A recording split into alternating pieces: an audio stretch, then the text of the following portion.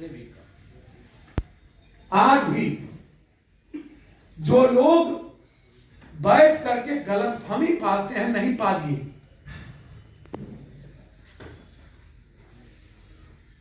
यदि आरजेडी के पक्ष में लोग होते, मैं बहुत क्लियर आपको बता रहा हूं, आप इसको समझ लीजिए। 170 सीट आता नीतीश कुमार के खिलाफ, 180। जितना गुस्सा था नीतीश के खिलाफ, शायद मैंने कभी ऐसा गुस्सा नहीं देखा समाज में। लोगों को सामने में एक बेहतर विकल्प नहीं दिखा। गुस्सा सेकेंड आते आते कम पड़ गया और सेकेंड में एनडीए 9 सीट बढ़ोतरी ले ली और थर्ड में मिथिला कोसी सीमांचल में आरजेडी के वोटों का भयंकर बिखराव हुआ। और जो नीतीश कुमार जी का गुस्सा था अत्यंत पिछड़ा,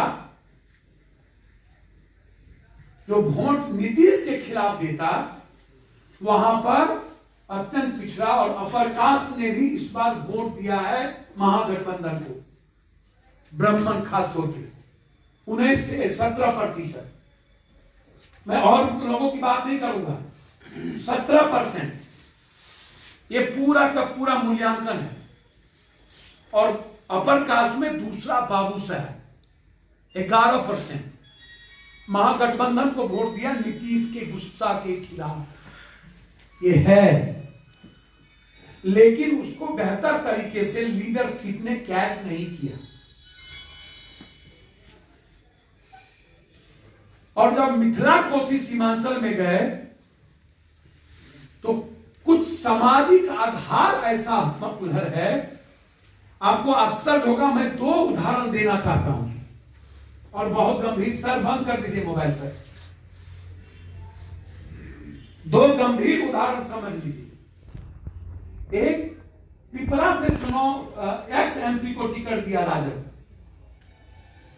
सर अत्यंत पिछड़ी जाति के लोगों ने वोट नहीं दिया। ब्रजेश जी 5 साल सो के ही बिताए।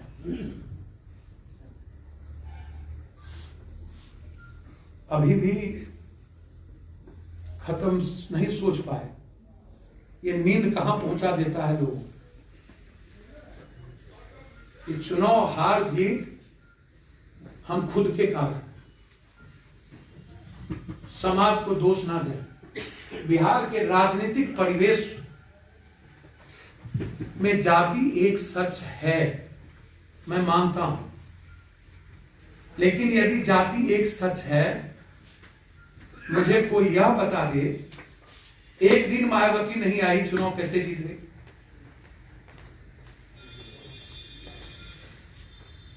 एक दिन ओबीसी नहीं आए, चुनाव कैसे जीत गए? और वो क्रिमिनल कैसे चुनाव जीत जाता है जो आदमी समाज में अप्रासंगिक, कैसे चुनाव जीत जाता है? कौन क्रिमिनल हारा है, जरा दिखा दीजिए तो। और जो क्रिमिनल इंडिपेंडेंट चुनाव लड़ता है, वो क्रिमिनल कैसे जीत जाता है? या वो क्रिमिनल कैसे वोट ले आता है 20,000 30,000? क्या उसके लिए जाति नहीं है? जाति है। उस जाति की राजनीति हम भी तो कर सकते हैं। क्या दिक्कत है जाति की राजनीति नहीं करने में? बिहार की सच यदि जाति की राजनीति है तो उसको तय कीजिए ना, कैसे किया जाए। यदि बिहार के जाति में राजनीति है और बिहार के जातियों को लगता है कि टिट फॉर टैट जाति हमारा ताकतवर लीडर चाहिए, तो सर एक तरफ आपको किसने कहा कि आप एक ताकत की रचना न करिए? आपका 2 चेहरा होने में क्या दिक्कत है? हम तो बहुत क्लियर कह रहे हैं, आप अपनी ताकत को बनाइए ना।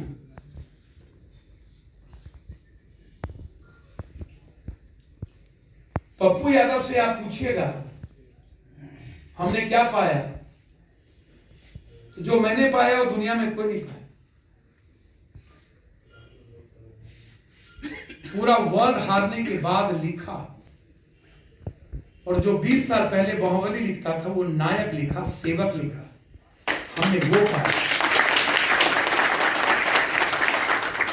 और मुझे कुछ नहीं चाहिए, हम दुनिया की सबसे बड़ी लकीर नीचे।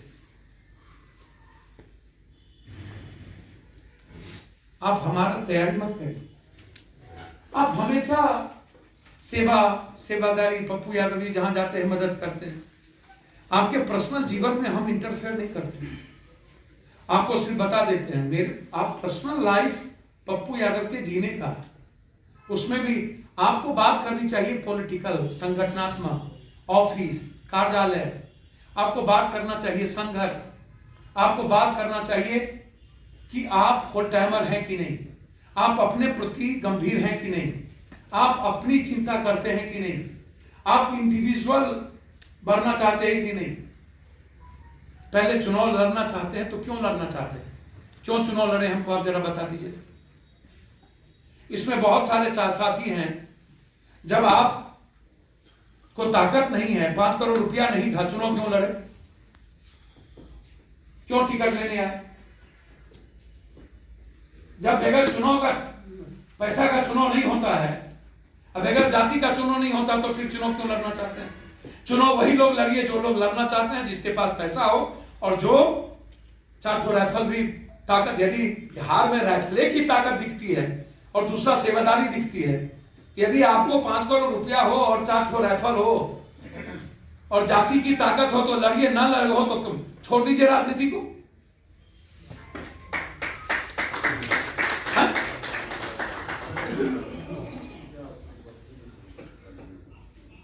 हमको तो आपको कहते नहीं है कि आप महात्मा गांधी बन के चुनाव लड़िए। आप पेशाब करिए, पीछे में 2 राइफल वाला खड़ा रहे, देखिएगा। आपसे जब 200 टका लेगा तो वो डरेगा, वोट नहीं देंगे तो अभी वोट नहीं देंगे तो घर पर चढ़ जाएगा, वो हर वोट देगा। लेकिन आपसे 100 रुपया लेके यदि वोट नहीं दे रहा है, इसका मतलब वो नहीं डर रहा है, और जो नहीं डर रहा है आप चुनाव मत लड़िए। ये बहुत क्लियर है। बिहार के राजनीतिक फंडा को बहुत क्लियर समझने की जरूरत है, लेकिन अपने जीवन से सेवादारी मत छोड़िए। वह अचीवमेंट है गरीब का, इंसानियत, मानवता। सब लोग आए कि चुनाव हम लड़ेंगे, बाद में सबको पैसे की दिक्कत हो।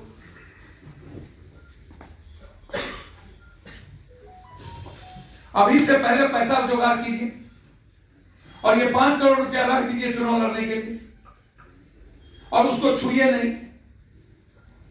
दूसरी चीज, आप इंडिविजुअल जीते जाते हैं और पॉलिटिकल, सामाजिक और पार्टी के लिए जीते कम है। आप बैलेंस कीजिएगा ना। आपकी इंडिविजुअल बातें, भैया कोई मोबाइल बात कर रहे हैं, ये ठीक नहीं है, ये अच्छी व्यवहार नहीं है भाई। ऐसे ही लोगों के चलते पार्टी नाश हुआ, जिसने गंभीरता नहीं दिखाई।